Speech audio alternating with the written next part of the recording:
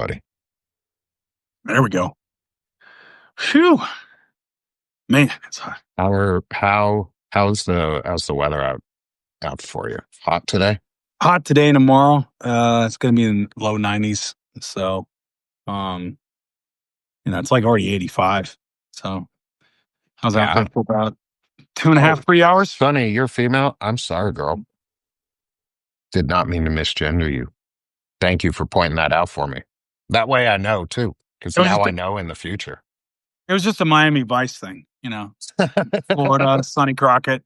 Hey, it's all those GTA Vice days. That's it. It's like if you're Don Johnson and Miami Vice, you just have to refer to everyone as pal. Hey, dude. Look here, pal. It's like, look here, pal. It's network television. So, God, what an aggressive word too. Like, what an aggressive way to say hi to somebody. Hey, pal. Hey, pal. Like, you have to say it meanly too. It's like, hey, pal. Like PayPal. Yeah, like the fuckheads at PayPal. Fuck those guys. Fuck PayPal. Just so everybody knows, it's the PayPal mafia that's ruining America right now. Pretty much. Peter Thiel, Elon Musk, Curtis Yarvin is part of that group. He's more of a philosopher on it at this point, but he's just as much of a prick.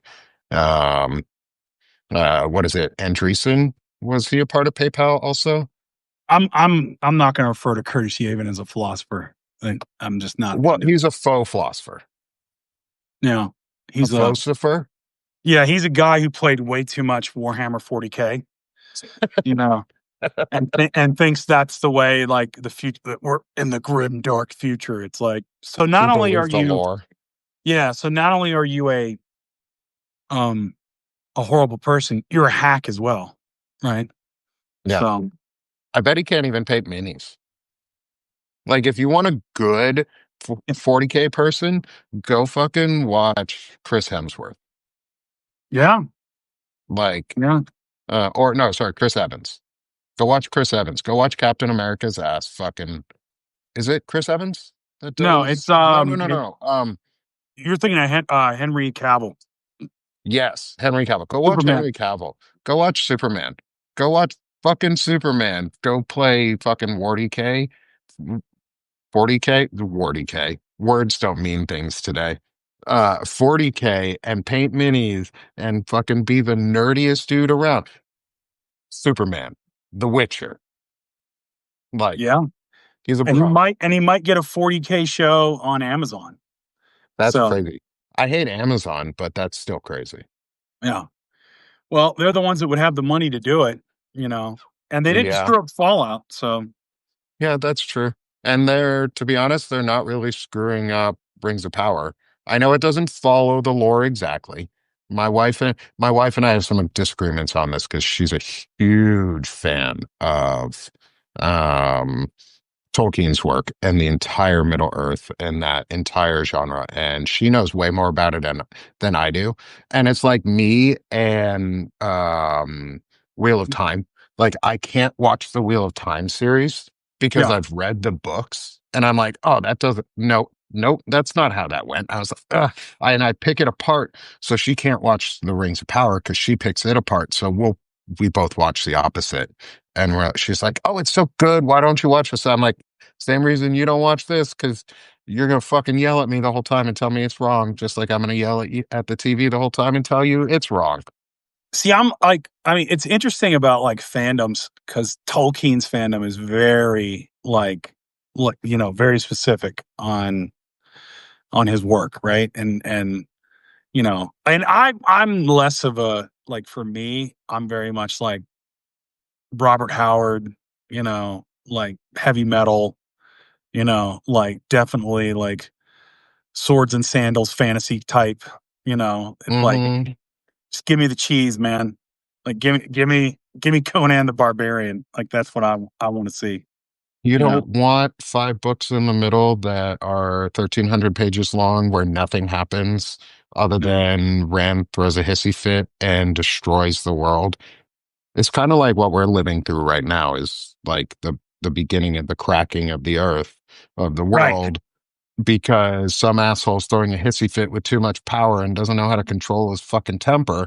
And it's just wah, wah, wah, me, and everybody's in a dark place. I want to see. I just want to see Arnold, grab his dagger and be enough talk, and he just throws it at a guy, and then Get to the he and chopper. Wilt Chamberlain are duking it out, and that's what I want to see. I want to see Conan the Destroyer.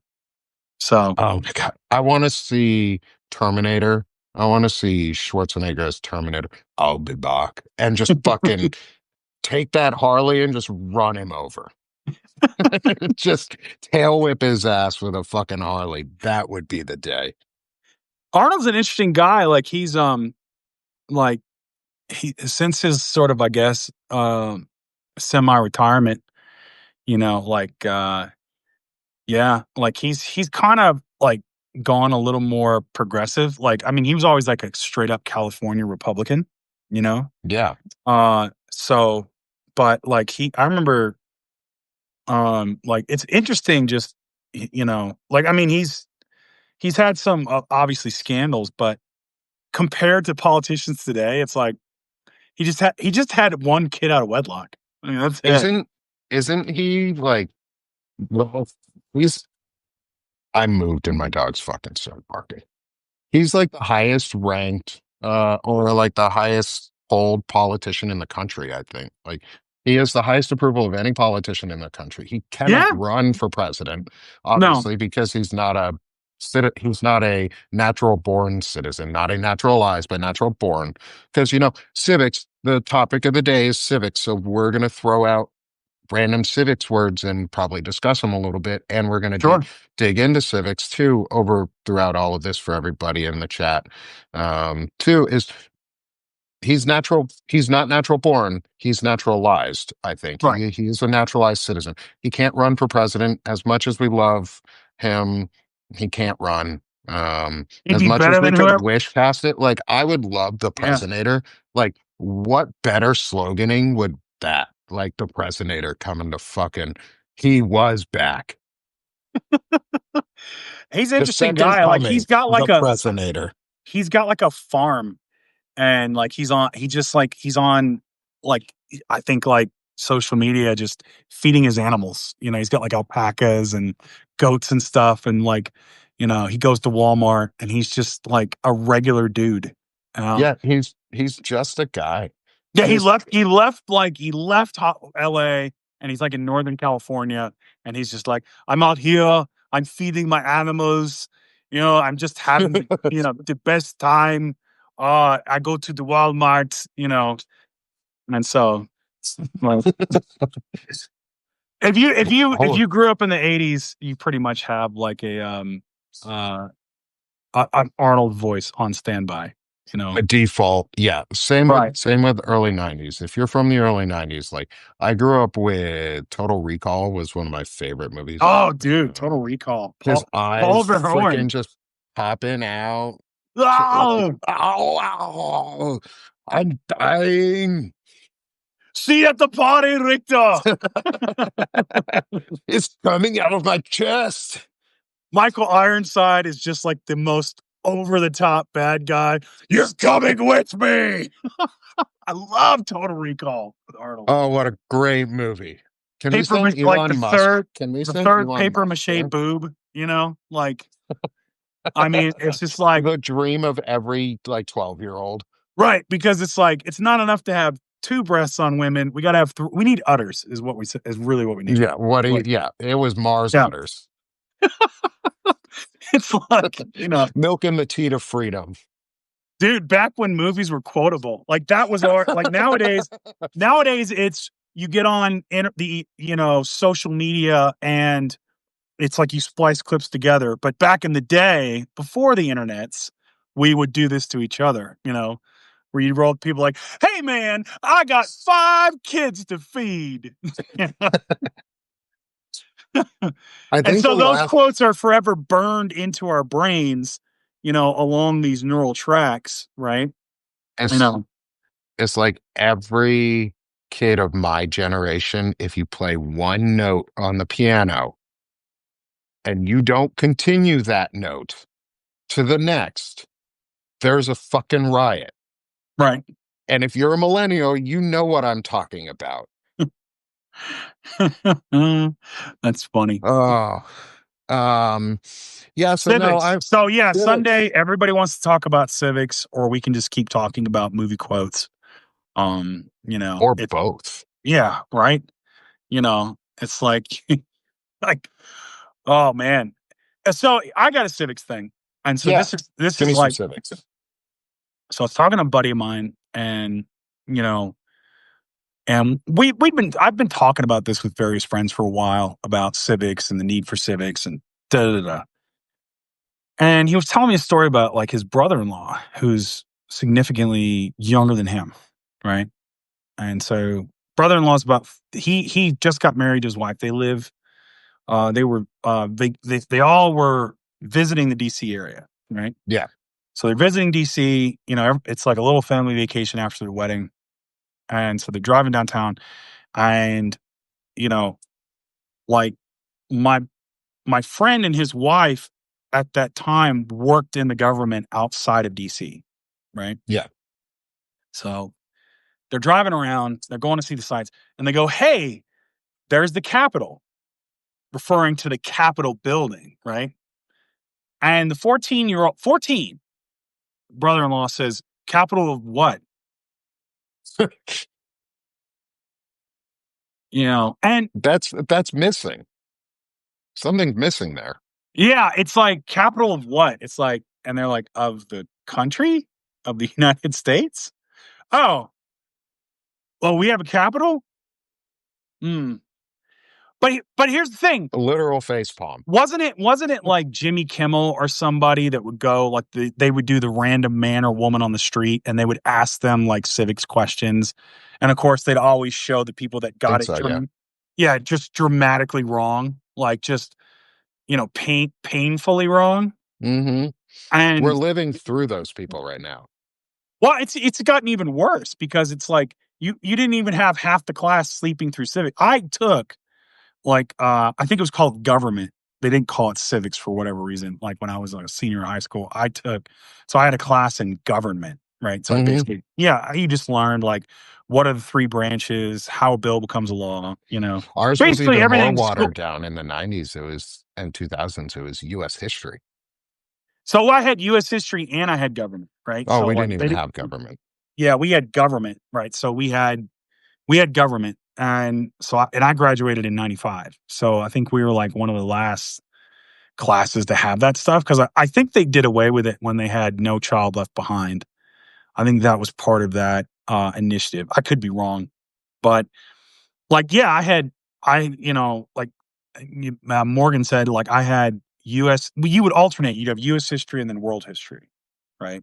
So you'd have some form of history every year, Yeah. and you never made it past World War II. It's like you got to the end of the year and you get to Yeah, World like War that II, was the and end it of was like they'd history. rush through it, right? It'd be like, all right, so Japan, Pearl Harbor, it's terrible, Nazis. and Nazis yeah, killed a bunch of Nazis people. bad, Hitler bad, and then Stalin's all like, yeah, I got you on the Eastern flank, you And know, and then present.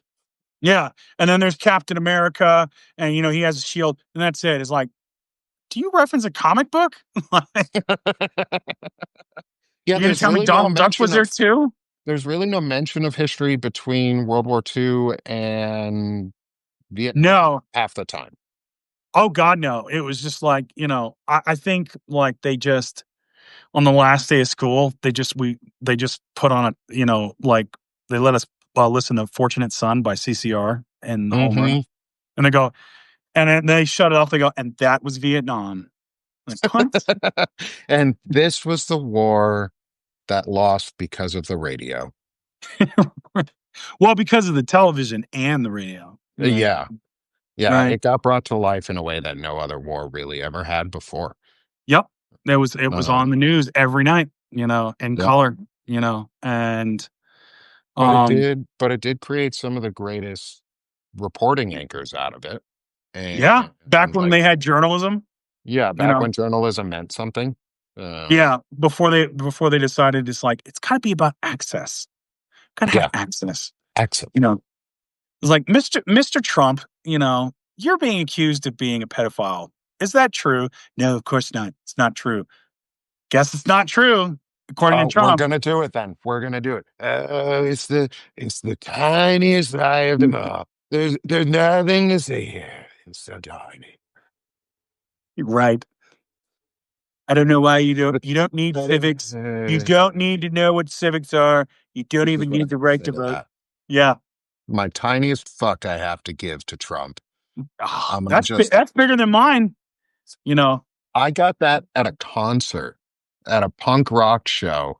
I think it was Flogging Molly. It was a Nice. smaller punk rock show though, and they were handing out the last fucks you could just give away at the show, and it was for a charity group that called Punk Rock Saves Lives, Yeah. and they donate for suicide prevention and mental Oh, health nice. awareness, and I think shit like that is awesome. That's Um, nice. Yeah. Like, but I mean, part of it is, I mean, it's one thing that I think has increasingly been lacking has been just, I mean, it wasn't civics weren't a big thing back. I mean, that really haven't ever, but I think it's even worse now, you know. Um, mhm, it is. People and can't. I think a People lot of it don't has even set. know who Abraham Lincoln is half the time. They don't even know what George Washington is. It's the. I'll cut in just for a second, and then I want to hear everything you have to say about the next steps. I want to get your opinion on this too, because we talked a little bit about this. Is we sort of demonized the founders and we've demonized America because Mm, there's a lot to. Let's be honest. There's a lot we can demonize about ourselves.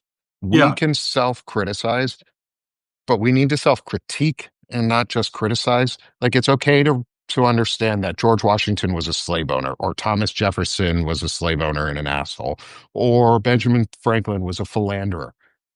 But they yeah. also had really they founded our country. They set us a precedent of documents to grow upon. Um, and so I guess where do we go from there? Where do we go from this founding and this growth idea So of civics? I think so. I think it's twofold. Well, it's multifolded, right? And so the thing you got to remember about anytime you're talking about history or you're talking about the founding fathers Hmm. is current people will use them for their own ends, right? Yes.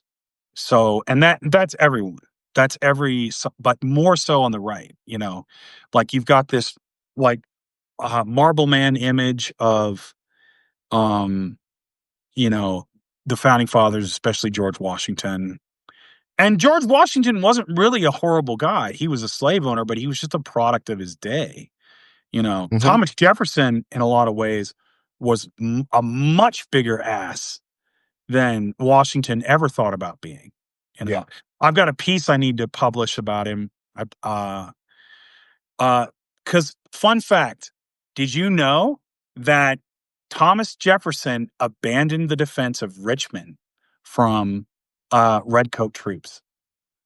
Did you know that? Interesting. No, I No, didn't. because it's not really talked about. Because what we talk about is, oh, the guy at Monticello, and wrote the Declaration of Independence and blah blah. And so not only did he abandon the defense of Richmond and let it fall because he didn't adequately prepare for its defense, he then tried to blame his generals and other people with him instead of taking the blame himself when it was clearly his fault. But that gets overlooked in history because we have this image of Jefferson, right? I mean, he's got a freaking memorial, so we have marbleized this man, you know. And so the thing is, it's like, it's not about so much demonizing our founding fathers. It's taking the totality of them, right? Hmm.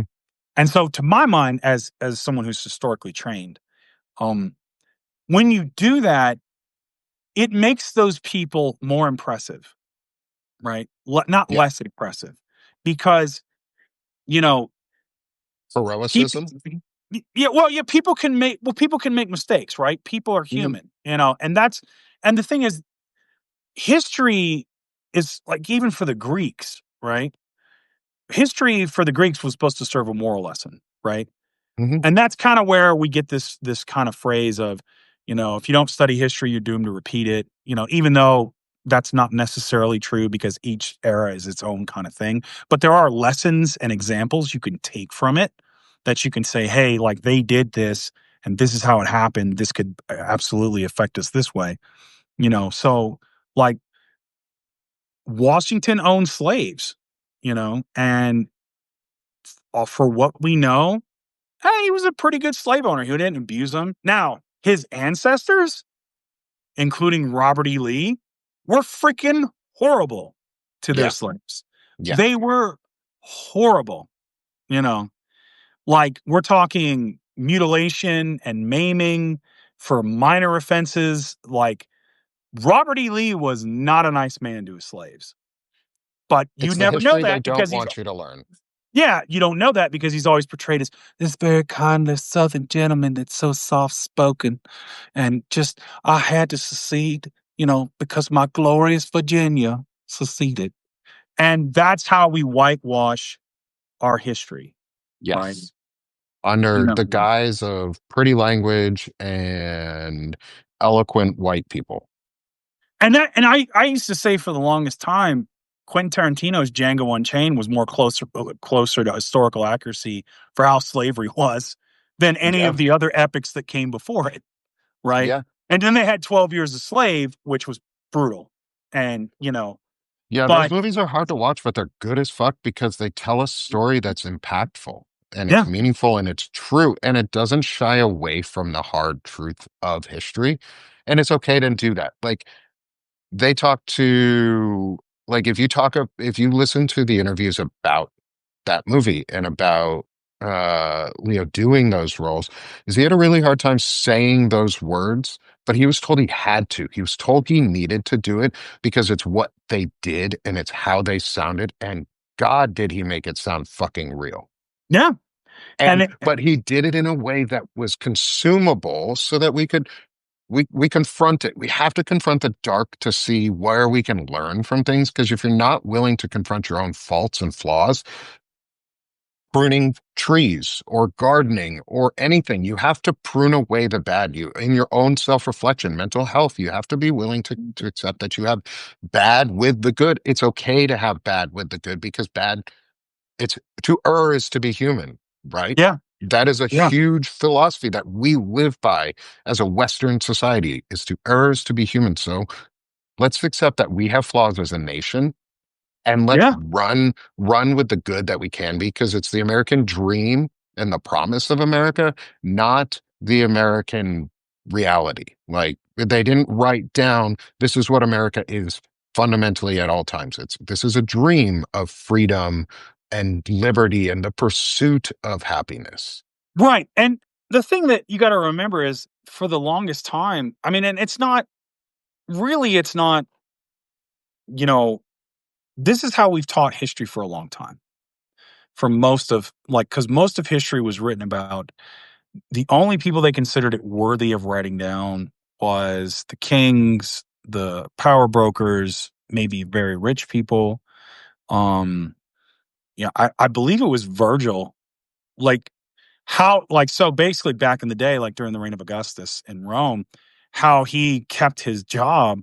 I think it was either Virgil or maybe Suetonius. No, it wasn't Suetonius. But what he would do is so he was hired to write the biography of Octavian, right? It was a Hmm. political thing.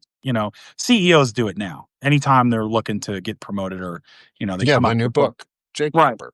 Yeah, same kind of thing, right? And so what What a dick. what Virgil would do is, he would basically write one line a day, Hmm. and he stayed employed for like 20 years, and and it was like, and he would review it, like what his progress every so often with Augustus, and be like, okay. And, there it is.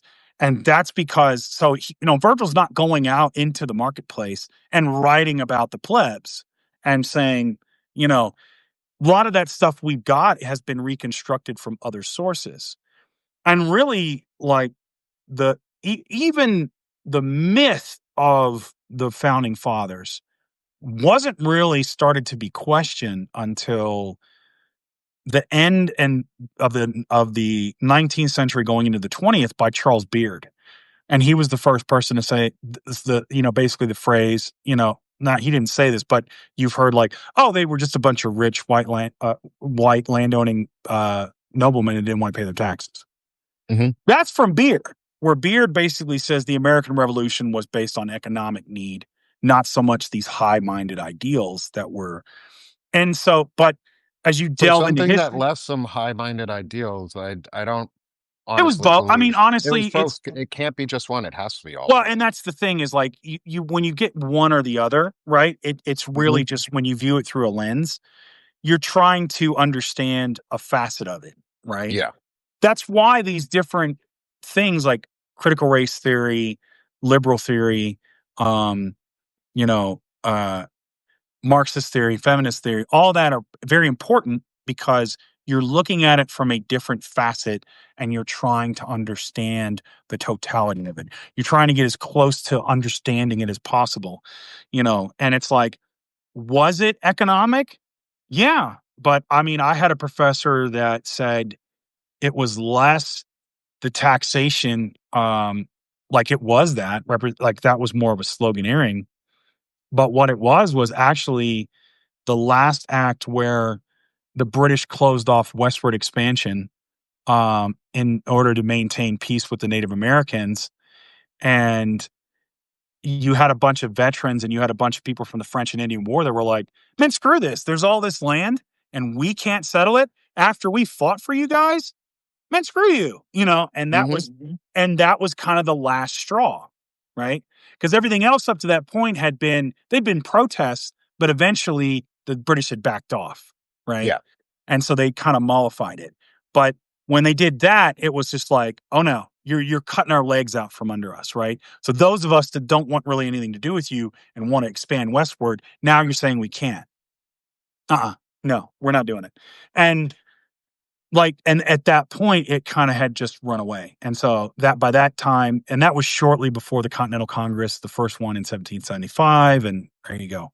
So, but that's the lasting thing that they did that rarely gets talked about and why I hate originalists is they made our government, our constitution set up to change. Yeah. It is made to change because they understood their limitations that, hey, this government that we're creating has to be for the people in the era it's in. And if it's not going to last. And so like hearkening back to, well, the founding fathers, okay, great. You know, like, my great granddad didn't have air conditioning in the house because he didn't have air conditioning. Yeah.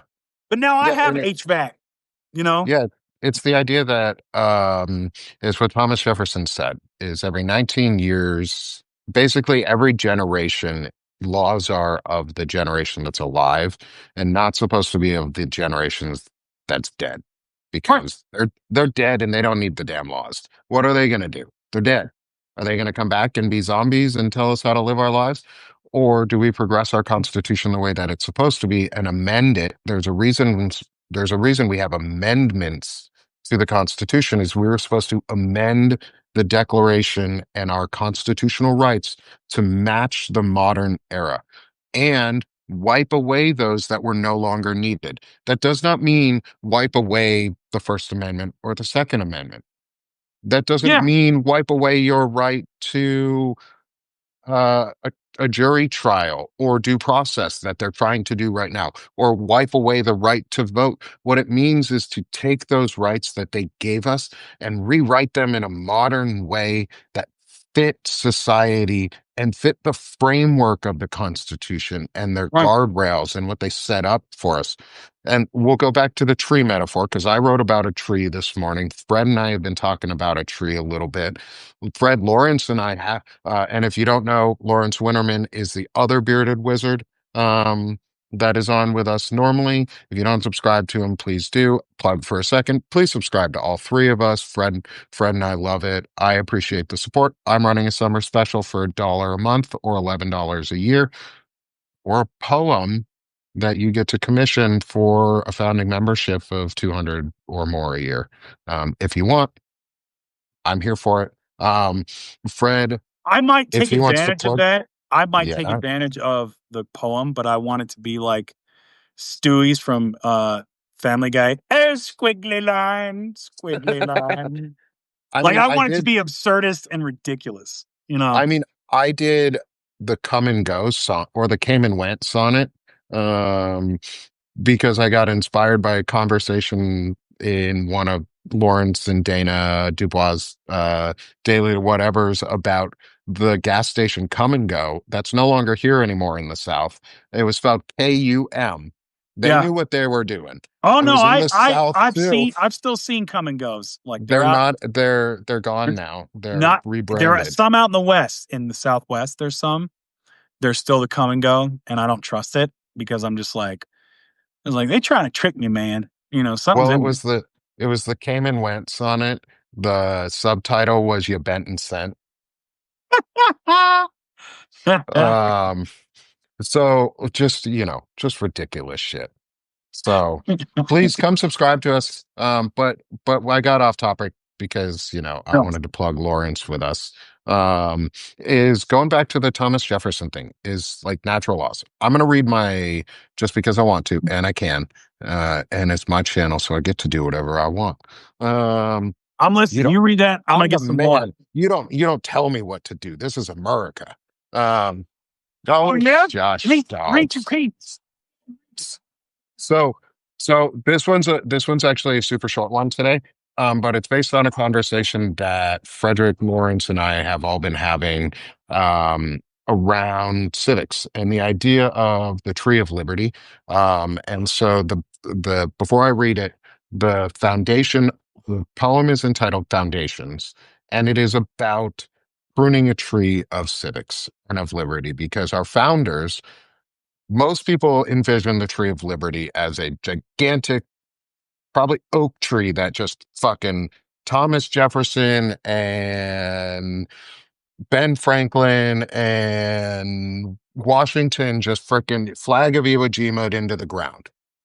They didn't do that. It was a fucking sapling. They gave us a sapling of a tree so the soil around it is the foundation, is our Constitution, is our Declaration of Independence, is our Bill of Rights, is our Federalist Papers, is all of the things that our founders and those right near there wrote about it because they lived the experience. Where now, where the tree is more matured, trees mature. What do you have to do when you're gardening? You weed things, you prune, you cut off branches, you encourage growth. So today is a haiku and it is entitled Foundations. Okay. So here is Foundations. Civic foundation, tend her soil, prune our tree. New new growth springs from care. Okay. Yeah, I like it. And so I want to just think on maybe what that means a little bit. Is what is to me, I know what it means, and I just said a little bit of what I think it means on growing the tree. But Fred, I'd love to hear what you think about what do you think it means to grow the tree of liberty and to grow freedoms and those ideals as a civic duty. Okay. Yeah. To answer Tim's question, did Washington chop down the cherry tree? That's actually apocryphal. It never happened. It's something that kind of came out later in our country's history. That was just sort of like, for school primers around the 20th century. But yeah, no, it never happened. Like we didn't start hearing that until in the late 19th century, I think, is Hmm. when we first started hearing it. Um, Teddy Bear, though, is named after Teddy Roosevelt. Yeah. There actually was a campaign with Oh, I him have and a a story bear. on that one too. Yeah. So So I'm from Vermont originally, okay. and Vermont has the teddy bear factory. It is in fact named after and dubbed because of Teddy. Yep. Um, and so he's the bear. He's the original teddy bear. That's an Yep. American lore that's true, Yep. and it's okay to embrace cool, fun things like that. Like, Teddy who bear doesn't want to be is a big old teddy bear? yeah, a big old it is that is named after We're Teddy missing our Roosevelt. teddy bear, Lawrence. Yeah, we are. You know, to get back to your point, like, the analogy for me on the Tree of Liberty is like, you know, you have that with a lot of things that are not, it's you're taken into this, like, you talk about this context, not you, but like this, oh, it's this tree and it's just eternal and it's this, and the famous line is it has to be watered with the blood of tyrants and patriots every 20 years. Really, for any tree to be healthy, right? There has to be nutrients in the soil, right? It has to have sun, it has to have water, and it's got to be pruned every so often, right? Dead branches, you got to prune them out. Um, you know, and sometimes like lightning can strike and split. You can go down as far as you want with the analogy, but like without that foundation of a nutritious soil and without those things to keep care of it, it dies, it withers and dies. And so for me, part of this civics is what gets focused a lot on is like freedom and liberty, freedom and liberty, freedom and liberty. It's like, but not so much what we have to do for the obligation to keep that freedom and liberty vibrant, to keep that tree of liberty vibrant. And it's always like, well, join the military. It's like, no, no, no. It's not the only thing, right? I wouldn't want everyone to be in the military. I wouldn't want people to be forced to be in the military, Hmm. you know. And even as someone who is very like, I mean, the military can do a lot of good things, it can do a lot of bad things, but it can do a lot of good things, But And this is coming from two veterans, y'all. yeah, Like, we're both veterans. Fred's a Marine vet. I'm an Army vet. I don't know his favorite color yet, so I can't send him a birthday gift next year. navy blue, Navy blue. navy Ooh, blue. ooh, Yeah. very specific. Oh, is it because you got Pearl Harbor right there and the Navy guys? No, no. I've always just liked the color. It's like a deep Mm, blue. It's just, it's mm. soothing, it's comforting, it's calming, you know. All right, you'll get a box of Scarlet is crayons just, in the mail. scarlet. Yeah, no, it's like, it's like, should be scarlet and gold. It's like, no, scarlet feels like, I'm in some like, you know, cougar 1970s cougar's house, that has scarlet drapes. Like it's just like, no, like forget it. Like, would you like me to wear scarlet? No, no, ma'am. I'm good. So, but I no, but the a lot of what's now again part of this is people like there's two things I think with civics like Hmm. the where people is one. I think people are always intimidated by what they don't know. They're not comfortable with it, right? Hmm. So if you don't really understand, like even myself, I have to do research before I vote on amendments because they make the language, you know, like complicated, right? It's done that deliberately, Yes, to try to trick you, right? it's done it so that a no means a yes and a yes means a no. Right. And so you have that, and the other thing too is like people have. Like typically politics isn't something that comes up all the time. Like we're all the weirdos, right? Hmm. That follow it all the time, right? Most people are just like, what they go to work, they come home, they have kids, they have lives, they go and they do like, they have their entertainment or their distractions or whatever, and that's what they do, right? And I'm not like I would love to have that. I would love politics to be so boring where I could come in and out of it and I didn't have to Yeah. worry about, are we going to fascism and shit like that, But I think what's needed besides just um hey, Trump did this, hey, he did, oh, look at this, oh, look at that, isn't that crazy, as I think it's like, here's how you need to think about citizenship, Hmm. here's how you should think about rights, here's where you're like, we're not our the needs we have as a body politic, as a populace, as citizens, in our civil rights are not being addressed. Because one of the things I talk to young men about all the time is, and they don't know a lot about women's issues because they think it doesn't affect them, right? Mhm. And I take it in very simplistic terms, right? It's because usually a lot of them are war gamers and all this other stuff. I said, okay, look at it like this. What if somebody took half your army and just took it away, or took away part of their equipment, right? How much more effective are you at that point? Because that's what they've done to women by taking away their body autonomy. They've made them weaker as a citizen. They've Mhm. harmed their civil rights. They've harmed their citizenship. Do you think it's it's harder or easier to do it to you? Because so that's why you should care about women's issues because it protects On you. on top of that, I can even take that one step further because I'll give you my own a personal example. Let's take let's take if you are a man who's had a vasectomy or is married Mhm. and your wife wants to do something with their body. Guess what, dude? They get to ask about your fucking health history now, not Mhm. just hers. They get to invade your fucking Oh, privacy. You know why? You know how I know that? Because they invaded my fucking privacy without me asking or without my wife asking or letting me know because it wasn't her decision, it was theirs. Guess what? That's every single one of us. If you're married, that's you, dude. yep. Don't be, don't fucking think that rights don't affect you. The thing is, we've forgotten that politics and civics affect everything Everything. and that you get the democracy you work for. Yep. Pretty much. And, and that I mean, as corny as that sounds and as corny as some of these sayings might seem to people, is they're true. You get the democracy you work for. And so we need to start working for it. And civics isn't a passive thing. Civics isn't learning about history exclusively. Civics is an action.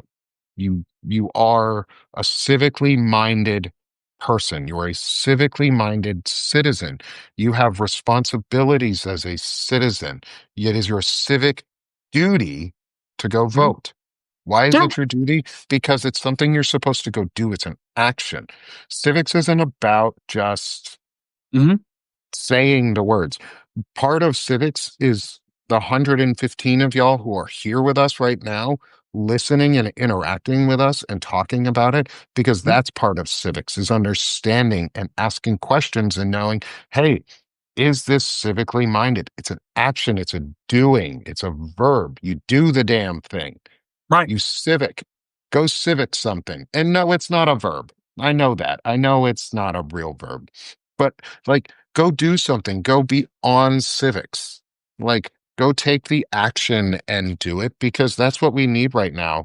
And we need to remember that civics isn't also just political, it's But I moral. would ask people this too. It's like if if you worked at a job and you had a coworker that showed up to a job that they were hired to do, that they said they wanted to do, right?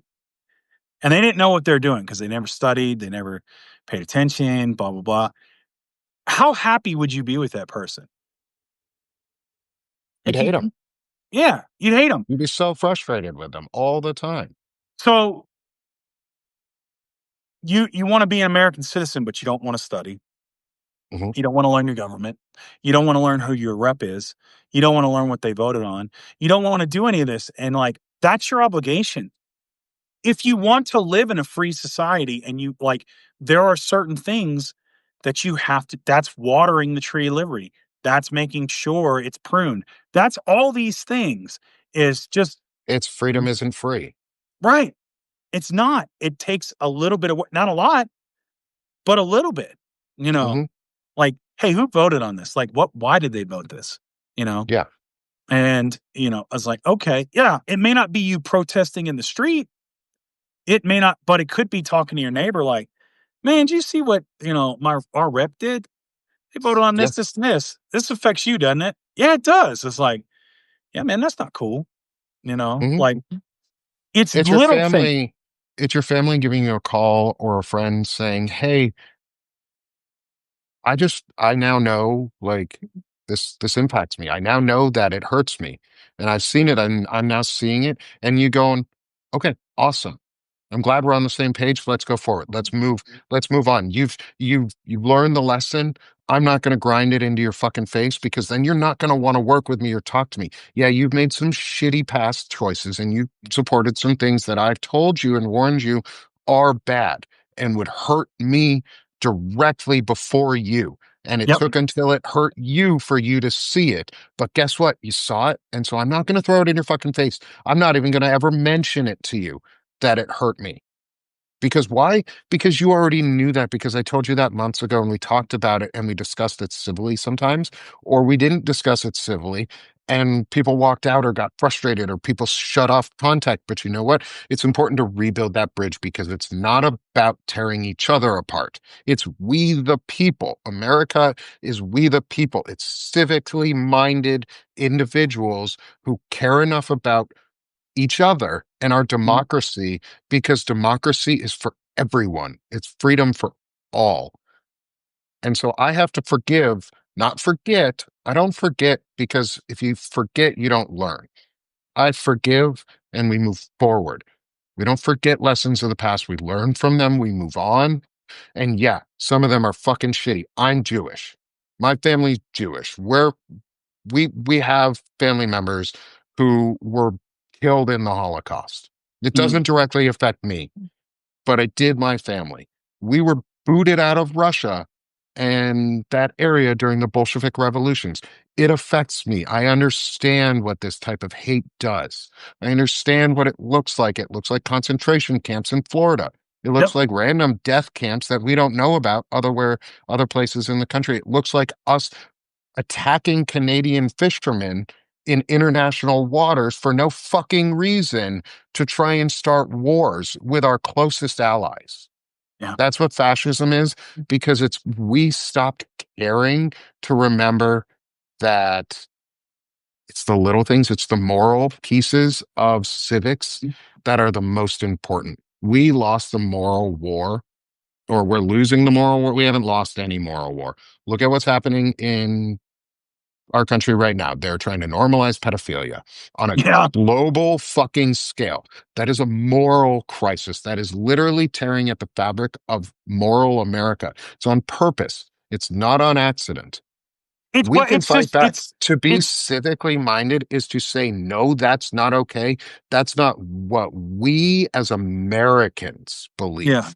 And when you say we as Americans, I fly the flag behind me for a reason because it's my flag. I fought for that fucking flag.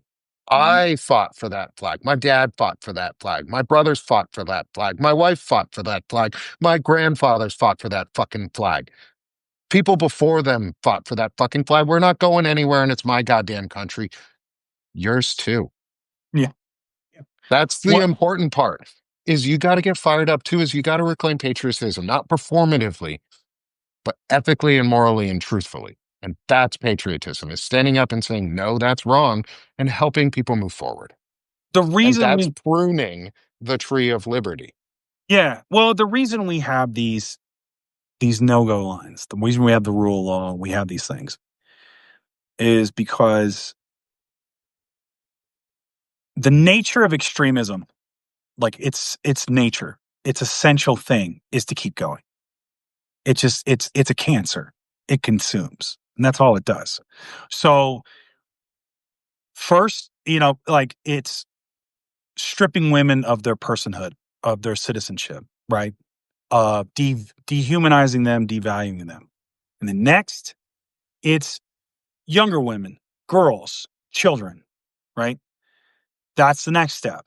That's why we're seeing the pedophilia now, right? Hmm. Because again, you're talking to people that don't value anyone outside of themselves as people. That includes me, that includes Nick. They will eventually come for us because it is the nature of that thing, that horrible evil of that extremism and fascism and authoritarianism to do that.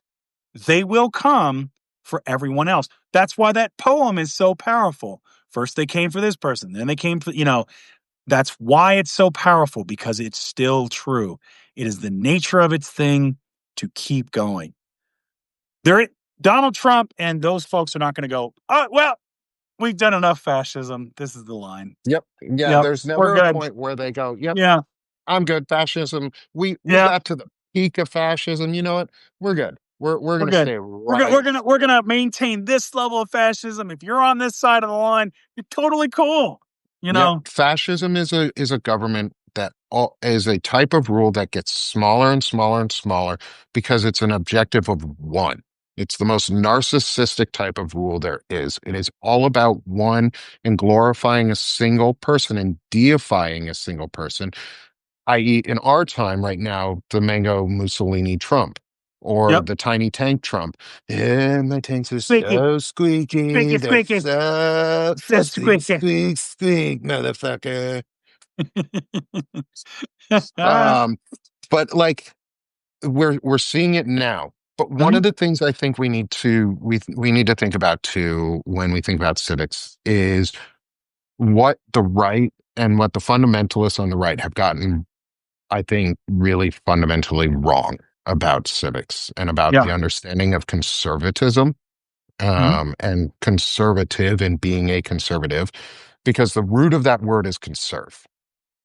Yeah, they're not And conservatives. to conserve something, I re-put out a poem this morning called Democracy Rises. It's about rising from the dark and growing from the roots and building up. Conserving something is what our most progressive people in this country do. They're the ones who go and sign up to be the park rangers. They conserve national parks. They conserve the beauty of our country. They conserve the fundamental things that we care most about and that our democracy protects and that we should be fighting for. Our BLM land, our public lands that they want to turn into fucking drilling areas, that's your public land. You own that. Yeah, we fucking stole it from the natives and we killed and genocided a bunch of people along the way. W- We did that. Mhm. Fast forward to now, it's our land to protect. If we Mhm. want to honor their memory, if we want to honor the memory of the people that we genocided and hurt, we need to protect that land. Conserve the land around you, conserve the people around you, protect.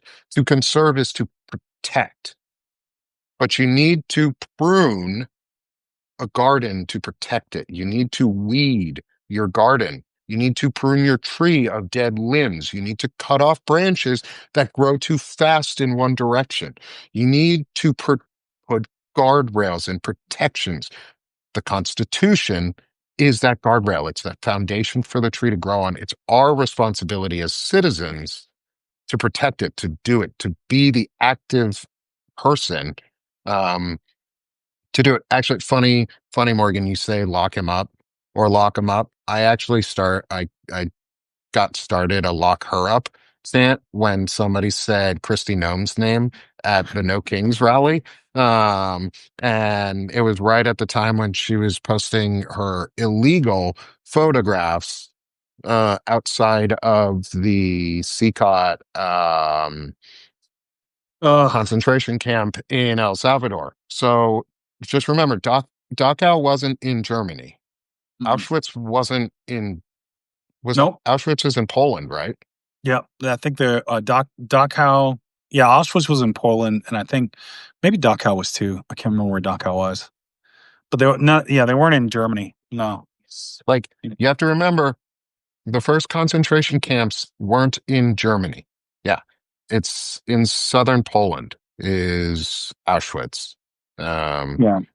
and you have And to they were in remember out of the that's where way. it starts. They were in out of the way places, right? You Yeah, know. think about where we're building them now.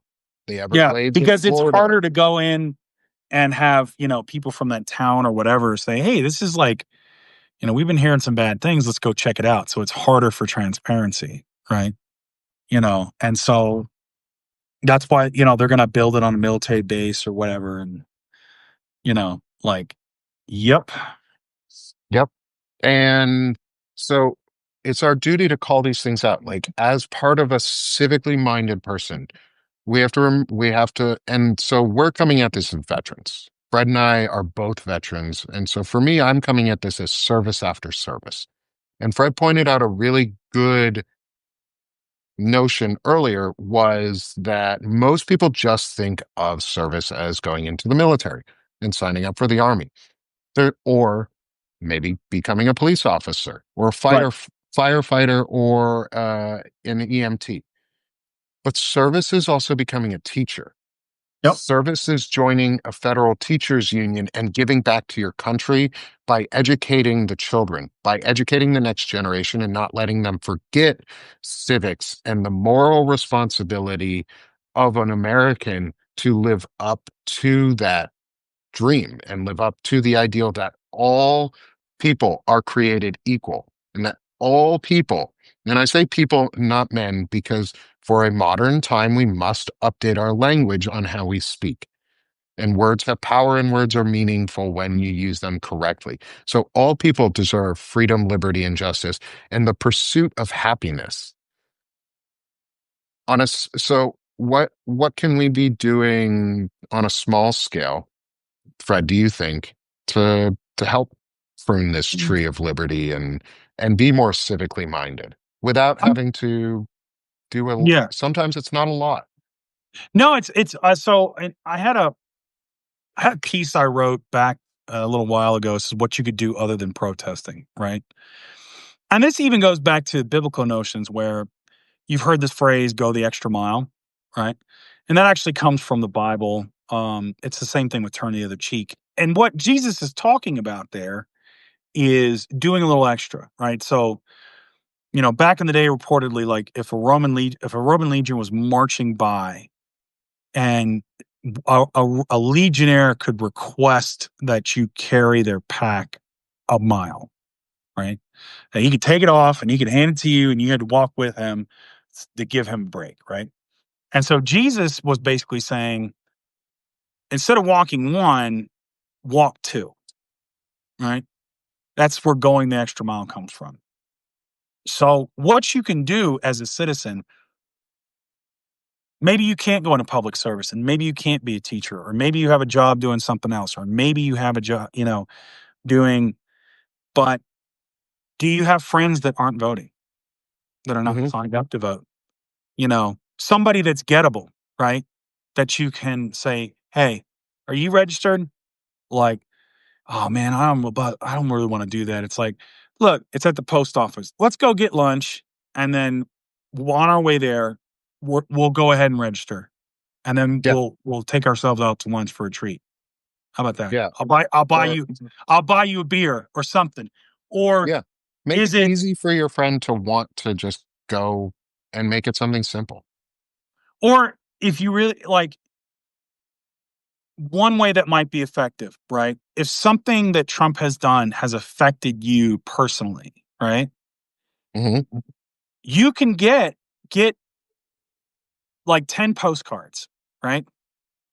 And write down, if you like, maybe your neighbors, but you don't know your neighbors, right? Or maybe, you know, they're kind of maybe Republicans, or maybe they're not virulent, maggots, right? Write down how it's affected you. Put a stamp on it and mail it to them, right? I live as like, I'm your neighbor. I live here. That puts a face to a policy. It's not just something they hear about on TV, and it's like, oh, well, I don't think I know anybody like that. No, no, turns out you do, right? Hmm. You And do. also, you might hit somebody that's not talking about it, that's maybe embarrassed about it, and they say, man, it's not just affecting me, right? It's not your job yourself to save America. You're not No. Captain America, you're not Superman, you're not any of these other things, right? But what you can do is what you can. Just a little thing here and there, right? You know, Hmm. I've talked about civic meetings, or, you don't have to organize them. You don't have to go out and do all the hard work, but it's like, maybe you don't like to sit in those meetings. Maybe it's too contentious for you. But do you like kids? Can Like, a lot of reasons people don't go to those meetings are because, you know, hey, they like we can't get someone to watch our kids. Usually those are in a school or in a gymnasium. See if you like say to them, "Hey, I don't want to sit in the meeting, but I'll volunteer to watch kids in another room, you know? If I got some help, I can sit and watch them." Or, Hmm. "Hey, if you guys drive a bus or if you've got a van, I can drive a van for seniors that maybe want to go but don't have a ride. I can Yeah. do that." You make space All for democracy. yes. Or, "Hey, do you guys are we doing like a potluck? Like, are we gonna do X, Y, and Z?" You know? For the longest time, and this is why a lot of these states have cut back on early voting, what black churches would do is when folks would go to church, they'd have the sermon on democracy, and then they'd all go out and vote Yep. right after. And of Yeah. course, in Ohio, they attacked that, right? That's why they said, "Oh, we're not gonna have it on Sundays. You can't early vote on Sundays." That was directly against black churches because that's how they organized. It goes back to the civil rights era, Yeah. right? So think about it's the idea, and this is an interesting point there, is the idea of cutting off the access to voting in ways, and that's suppression of votes. And so I want to make sure that people under as we talk about like part of your civic duty is it's your duty to vote. It is also your right to vote in this country, and you should use that right. It's Mhm, not a privilege, it's a right. It's a right. And they're taking it away. And what they're doing is election interference. It's just legalized election interference in this country. Is we can gerrymander ourselves into oblivion, into an unsustainable democracy. mhm, It's different types of election interference. It's hiding the vote. It's making sure black churches cannot get their congregations out to go vote. It's making sure that elder communities don't get ride shares. That's what they're trying to suppress. So what we need to do is we need to be the space for democracy and offer that instead. And it's simple. It's simple to do that. Like Fred just said, just go be go be a friend, go potluck, go watch kids. If you're yeah, great with kids, if you don't, like just go watch. Go maybe follow Chris Goldsmith's idea of starting a book club called the Anti-Fascist Book Club. He gives you the outline on his website on how to do it. It's just six. You start with six book club nights, and by the time you're a pro and you just know how to read books and discuss them, it's fucking doing book reports like when you were a kid, but you enjoy it because it's a topic that you want and understand, and you're trying to save your democracy. And guess what? You just drag a friend. Your librarian is the most anti-fascist person you probably don't even know about. Like literally, they are the gatekeepers of knowledge in most places, and they refuse to let books be burned. So they're more anti-fascist than most people. So I bet if you just went to your local library and was like, "Hey, I want to start an anti-fascist book club," they'll be like, "Oh, cool, we got books on that here. Here's a couple people that might be interested," and they'll give you a couple phone numbers. Maybe they'll even show up and they'll fucking promote it for you. That's all you have to do. And then you're in a community, especially if you're in a red state where you think you're alone. You're not alone if you just reach out to people. If you just be a little bit vulnerable, you'll find that we're not small in number. There's more of us than there are of them. If we just convinced people or reminded people that there is a duty to being a citizen, and that duty is to vote. yeah, That's like your only thing you are supposed to actually do as a citizen is vote. We should be doing more, and we should be encouraging people to want to do more. And that's kind of what Fred and I are hoping to start doing here, is encouraging you guys and ourselves to go out and be more active in civically minded ways. Just yeah, make simple steps. and maybe you don't want to be the person that knocks on doors and And you and don't have to. no, maybe you don't want to march in the street, and but even to Nick's point, you can say, "Hey, do you guys have like a book reading or story time for kids?" Maybe your library doesn't. You're like, "I'll do that," you know? And then you pick a book and, that's where you could be a little subversive where you talk like you pick children's books that are more pro democracy, right? Hmm. And then, pro inclusion, right? And then you read them to the kids. And you you do it know? subtly. You don't do it ways to piss people off. No. You can be aggressively you I think it was Jess Piper at one point said be an asshole for democracy. Basically was being annoying as shit for democracy, but sometimes being annoying means you're reading slightly more pro-democratic.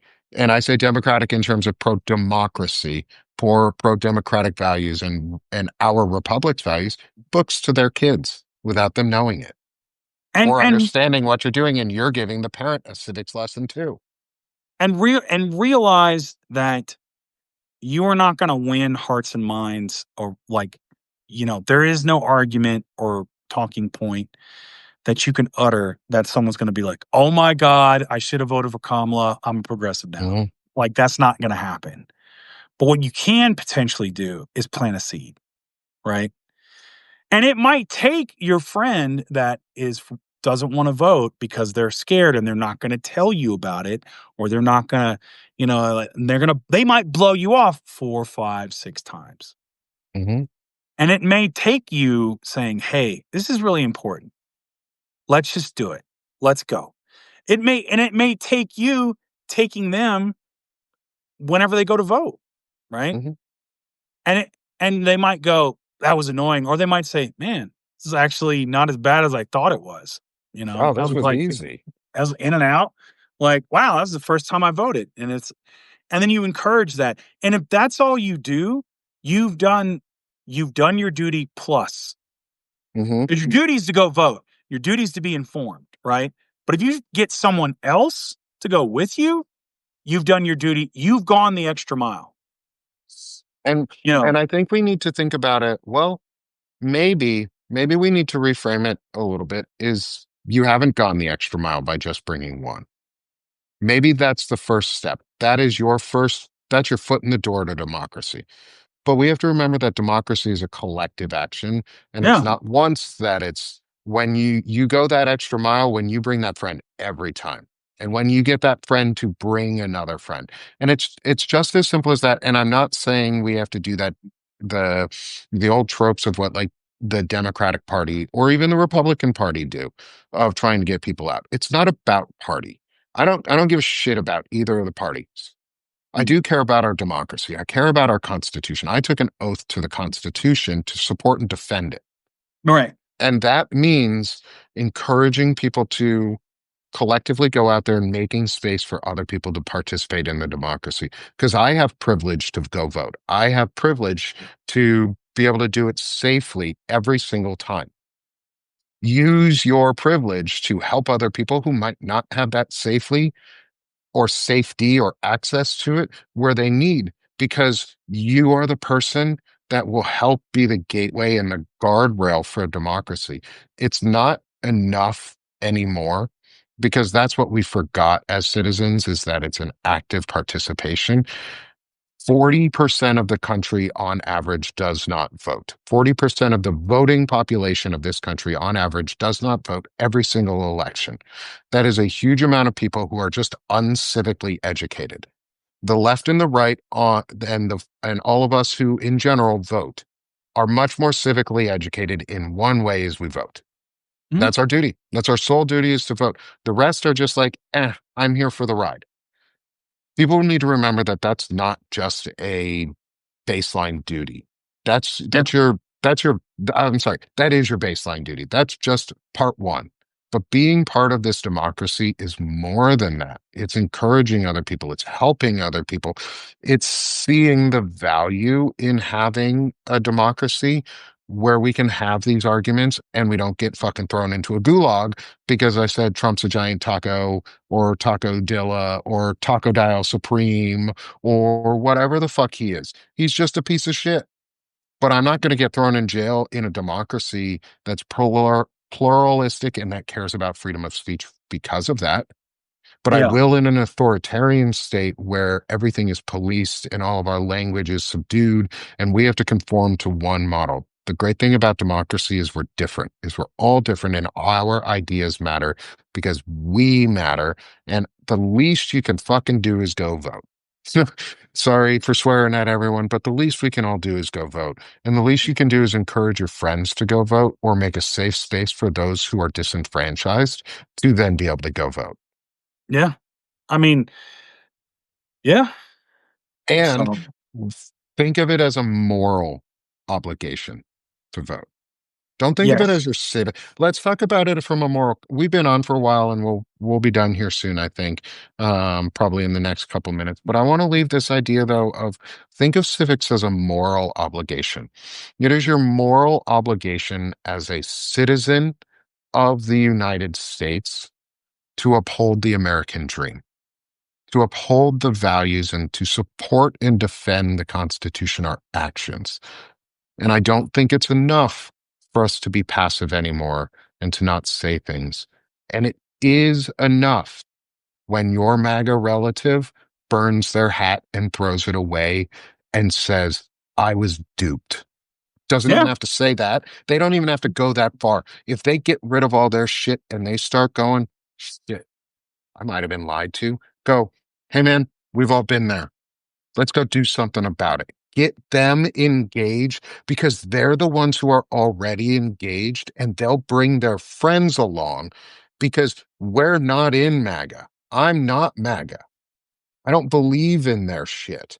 I don't believe in Because performative patriotism, but they have an inside.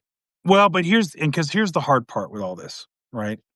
Is and this is where I get to be the illusion shatterer and Debbie Downer. Hmm. For everyone who thinks that the Republican Party is going to fracture and splinter and go away once Donald Trump crashes and burns, it's possible, but it's highly unlikely, right? What what we have to try to do ultimately, right, is the best we can do is get back to a place where we agree on foundational principles and discourse for disagreement. If we can get back to that, that's good. Now, what's going to happen is we're going to have to take those things. Those Republicans are going to have to hold their people accountable. Hmm. And that's where we have to be. It's like, look, because is everybody going to become a Democrat? No. And I wouldn't want them to because I don't like a lot of the Democrats. I don't And like our party currently. that's not a Yeah. pluralistic That's society either. no, right? What we need to do is say, hey, man, you need to keep an open mind because you've been lied to by Fox News, by OAN, and by all these institutions that upheld this asshole, right? You need to go hold your guys accountable. Hmm. I'll hold mine accountable. It's that stupid thing that go, well, what if Bill Clinton's in the Epstein files? Then we'll hold him accountable. It's that simple, right? Whoever's in there, you know, that's the problem. Is your response should say, I'm willing to hold Trump accountable. Are you willing to hold you? Yes. Okay, good. We can agree. There is a line in our society that we don't want to cross. And that's it. You know, if you help, like, I can help you get it to where we're not lied to as often or as much again, but you have to be willing to pull your weight and Yeah. help us tear down these systems that have been built up by the money classes to lie to us. Yes. Because Exactly. I'm not, I don't have a big, I don't have an Obama flag outside my house, even though he's the one who inspired me to get into politics. I don't have an Obama statue. I don't have an Obama hat. I don't have any of that, right? All I have from Obama is I have a New York Times that's plastic sealed from when he won his first election. Yeah. That's it. That's my memorabilia from Yeah. Obama. Yeah, like my memorabilia from Bernie. Bernie's the reason I got into politics. Yeah, Is a shirt. I have a shirt from high school. It was Students for Bernie. It was the first time I could ever vote, and I voted for Bernie. And then I voted for Obama ever since. Like, I literally and then helped I did. organize for OFA and local Democrats in 2012. I don't have anything from that campaign. Yeah, and it's I don't Like, keep all that. Like the only things that I keep, like I have my sign from the rally because it's something I made, but it's not about the Democrats. It's about what we're doing. right. It's also remembering that let's go. let's take some of the examples of where we live. I live in Arkansas. I live in a place where Republicans have a supermajority and they've fractured our state. But we've also never had the Democrats come in and go, hey, give us a reason to vote for us. One, there's no candidates ever. And two, more Right. often than not, the national party is just like, you know what? Not worth it because it's Arkansas or it's Oklahoma or it's Louisiana. But guess what? I'm a Democrat. You know what you could do? You know what you could do as a person, and it's a small act of democracy in doing it, is go open a food pantry in your neighborhood. Like if there's no food pantry, go do a food drive. Go talk with the local library and ask them if you could host a food drive. Just introduce yourself. Just do a food drive. Yes. And you know what? You'll probably get half the town come out and give you cans, and you can just say, "Hey, my name's Nick," or whatever your name is, and introduce and say like, "Hey, these are kind of what I believe in. This is why I'm doing it. I'm doing it because I know I've been there. I've been hungry before. I don't want my neighbors to be hungry too." Guess what? You've opened up conversation now with over 100 fucking people who are possibly voters who might not have even known why you're there. And if you're doing it just to do it, yeah, you may run for something at some point. You may Yeah. never run for something, but guess what? If you go out and keep doing that over and over and over again and give people food, the basic necessities, the things that people are most insecure about right now are food and health. Mhm. Food and health. What can we do? I can't help you be healthier up front, but I can help you be healthier by giving you food. I Right. can donate food. I can encourage others to donate food.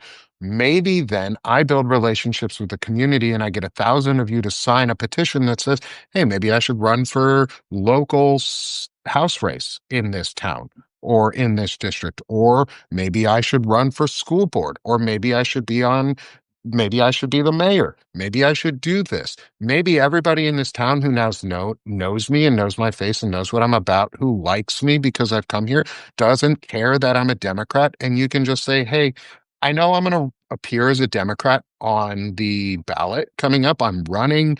Like I've gotten to know everybody here. You guys have all signed to say that you'd be cool with me running. Would you vote for me? Like, Yeah. you know, my values, like I care about you. And you know what?